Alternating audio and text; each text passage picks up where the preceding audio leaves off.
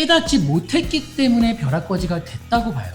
그럼 뭘 못 깨달았는가? 젊으신 분들에겐 더 효과가 높을 거라고 봐요. 왜냐면 아직 기회가 많이 있지 않습니까? 이 열차에 올라타고 내리면요, 본인도 40km, 50km 뛸 수가 있게 돼, 나중에는.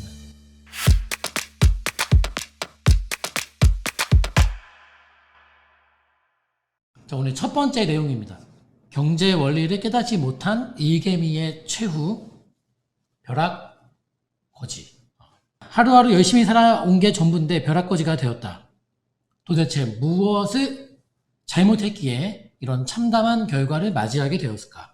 지금이라도 늦지 않았다. 지금 당장 집을 사라는 뜻이 아니라 지금이라도 깨달아야 한다는 것이다.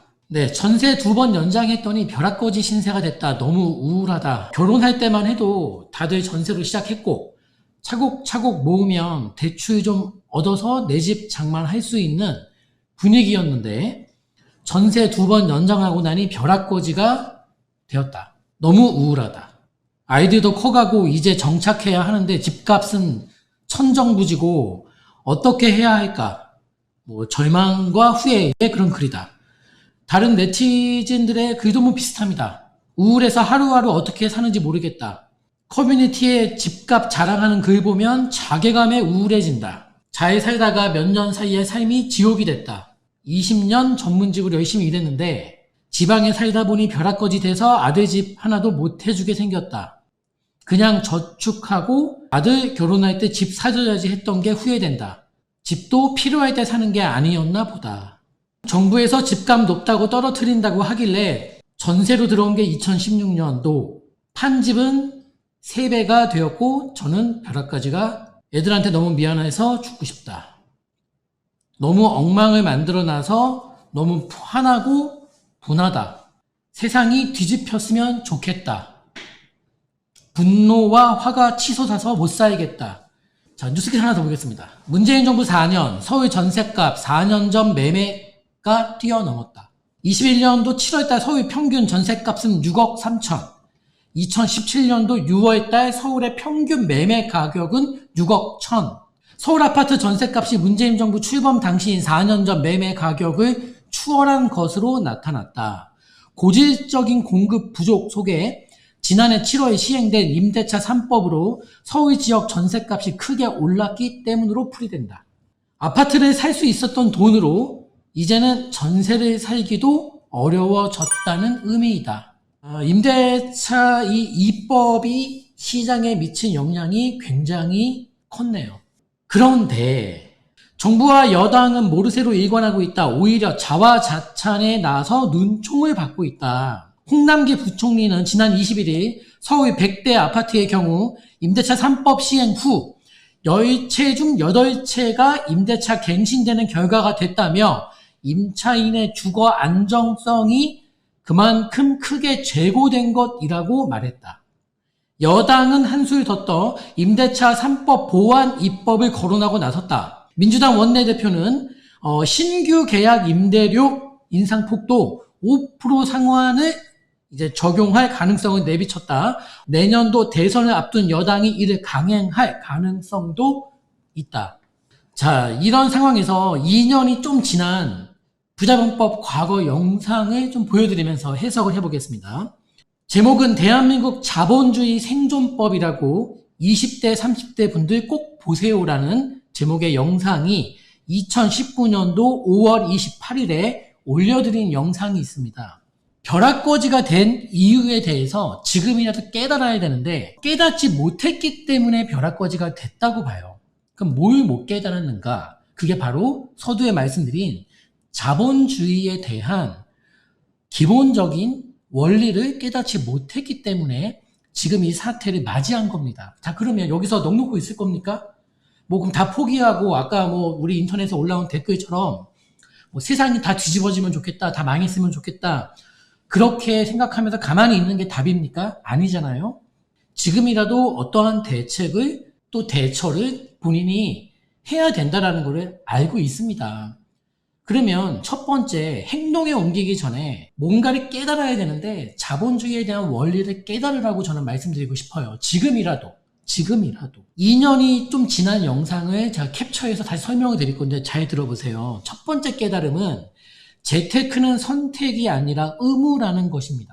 내가 하고 싶으면 하고 하기 싫으면 하지 않고 투자, 재테크 그냥 은행에 저금하면 되는 거지 꼭 뭐 주식을 꼭 해야 되는 거야? 뭐 부동산을 꼭 해야 되는 거야? 그냥 나는 열심히 일을 하고 있기 때문에 나는 그런 거 안 해도 열심히 하다 보면 어떻게 될 거야. 어떻게 안 됩니다. 어떻게 안 됩니다. 따라서 제일 먼저 깨닫기를 바라는 내용은 본인의 직업이 무엇이든 착각하시면 안 돼요. 내가 만약에 고소득자 직업을 갖고 있어요. 예를 들면 뭐 의사예요. 그러면 의사이신 분들은 고소득 직업군에 속하기 때문에 재테크를 안 해도 이런 스트레스 없이 잘 살 수 있을 것 같습니까? 뭐 예를 들면 뭐 직업이 변호사예요. 뭐 재테크 스트레스 없이 자기 일에만 충실하면 먹고 사는데 지장이 없고 미래의 모든 계획을 다 수립할 수 있습니까?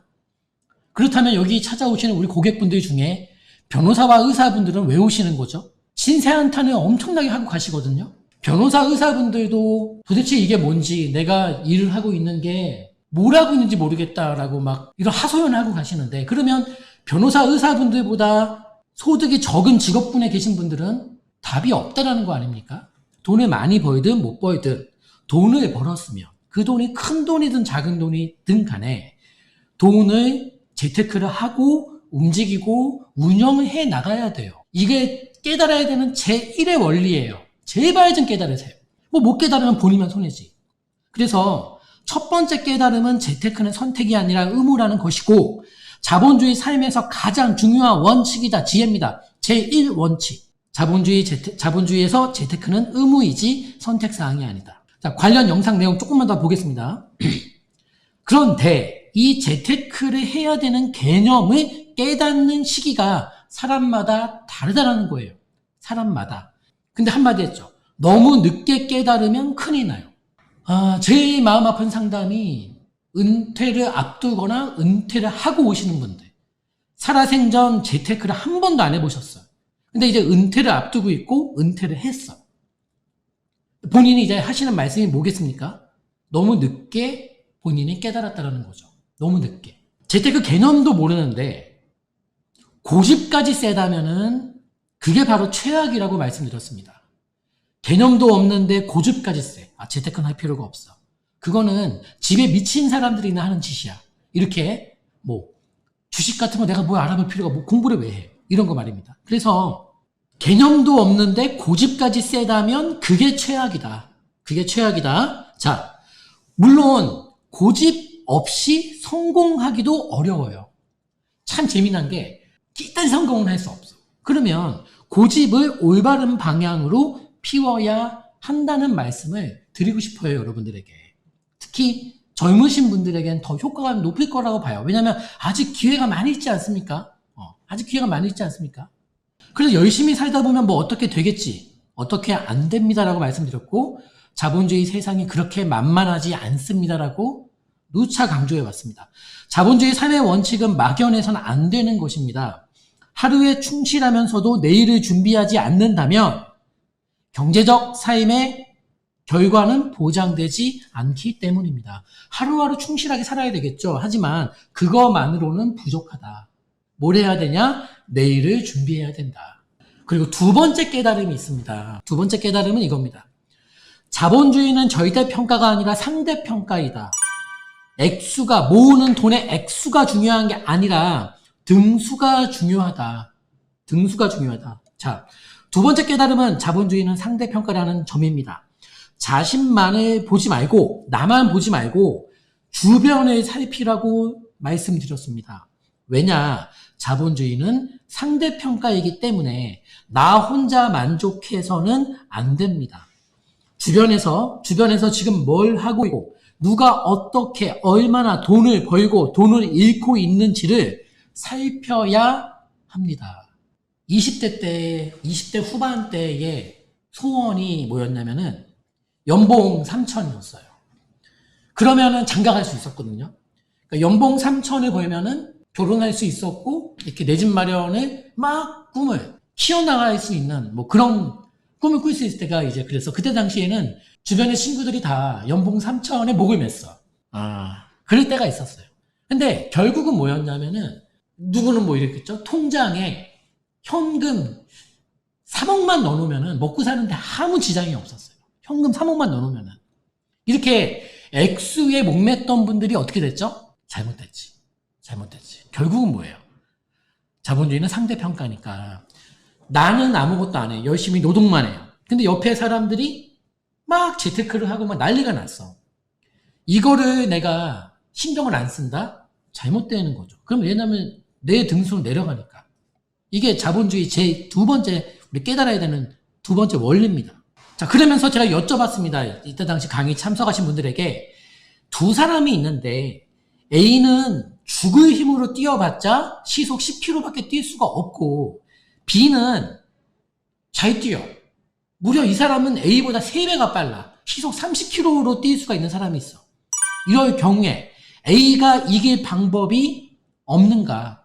여긴 지금 달리기지만 이게 우리 소득하고 똑같은 겁니다. 누구는 죽어라 이래봤자 한 달에 100만 원 벌고 B는 그러면 100, 300만 원을 번다는 얘기죠. 그러면 A가 경제적으로 B를 능가할 수 있는 길은 없는가? 이렇게 여쭤본 것과 똑같은 내용입니다. 그런데 한 가지 방법이 있다 그랬어요. 한 가지 방법이 있어요.